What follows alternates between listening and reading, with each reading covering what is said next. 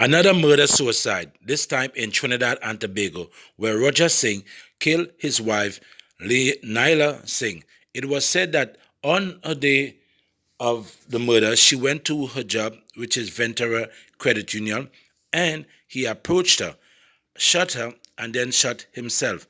It was said that they were married for 9 years, separated only a year ago, and she just obtained a restraining order last week, and this He happened. hounded her maliciously and harassed her parents and harassed anybody who would stop to listen to him. And this is how she was able to say to the court and to the police that she needed assistance. And today we see that that assistance that we have now is not enough.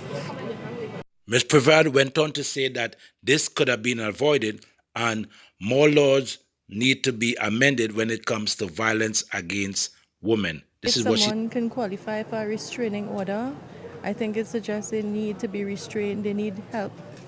And we as, we need to find some way to find that help for them and remove them from self-harm and from inflicting harm on others. Attorney General Faris Awawi stated that Parliament will take up the domestic violence law and see if there's any breaches that they can amend to fit the criteria of a stable law to help these women in these particular times. Also, the chief executive of the Ventura Credit Union had this to say. I think if we focus on putting God in control of our lives, we'll have a better society, a better situation at homes, and we'll be more in control of what takes place around us. It was a shocking day for employees as they were there to see the body being removed of Naila Singh and Roger Singh. Naila was 31 years of old. She was married for 9 years and separated 1 year ago. Also in the news, a teacher, a science teacher of Hibiscus Road, DB.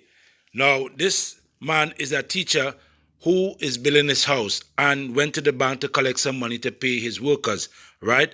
One of the workers who was there wanted to speak but would like to speak off camera, right? He was shot twice on the spot after returning, and the bandit made off with a lump sum of money. And I was down there at the time when I heard the gunshot. Right.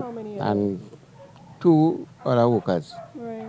And I end up creeping up because I frightened, And when I reach up to the front of the car there, I hear he bawling, "Boy, help me, help me, help me." When I come, I saw him lying around by where the box is there.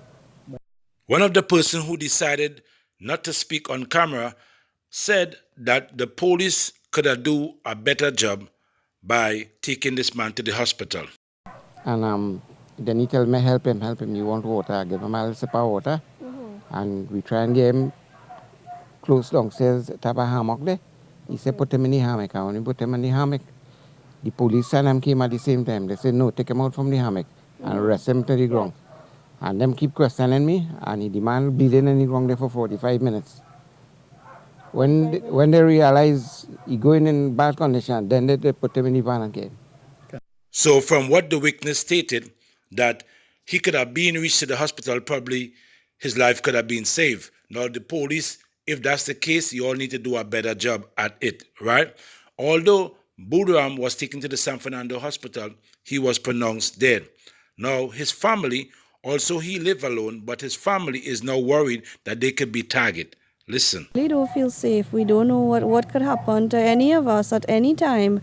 I mean, this innocent person just came home from work and look at that. He didn't even get to make it inside his house. Shot right in his driveway. Thank you for watching. This is Stop By. Share, like, comment, and subscribe. And don't forget to hit that notification button. Also in Laventille, Block 22, 3 people were shot, 2 people dead. 1 woman escaped unidentified. Ako Samia was shot in the back and in the leg. Also, the 2 people who died was 47-year-old Marvin Pierre and 31-year-old Jeremy Fernandez. Also, a man who was missing last week is now found dead in Piti Valley. Christian Harewood is now found dead in Petty Valley. Also, the latest fatality to take Trinidad and Tobago is a man from Tobago, Akim Chance. Akim Chance was driving along Chase Village in Freeport around 1:30 when his car spun out of control and hit a wall. Akim succumbs to his death, and that is the latest fatality in accident. Also, 2 were shot dead. Jason Callis of Cedar Grove Drive in South was standing in front his yard when 2 gunmen pulled up around 10:30 and shot him twice. It is said Jason used to work for the City of San Fernando Corporation. Also, a 22-year-old man was gunned down in Maloney after the deceased was identified as Isaiah Cook of Flamingo Boulevard, Maloney Garden. According to police report, at about 10:30 p.m., Cox was lying in front of his home with some friends when 2 masked men approached the group. They shot in the group direction and Cox was hit several times to his chest. The gunmen then fled the scene. The injured man was rushed to the Arima Health Facility. However, he succumbs to his wounds while undergoing treatment. Another man was lying with Cox at the time, was shot in his leg. His injuries are not said to be life-threatening. Police are also investigating the killing. Also in the news, a police exercise yesterday morning in the North Division had led to 8 arrests. 8 people were arrested. 6 of these people between the age of 18 and 45 were detained on inquiries into shooting and robberies in the La Joquita district, while a Waterfield couple was held following allegation into child abuse. Officers of the Child Protection Unit CPU are continuing inquiries into the latter incident. The exercise took place between 1 a.m. and 6 a.m. today, which was yesterday, and were supervised by ACP Belfon and Senior Superintendent Paul.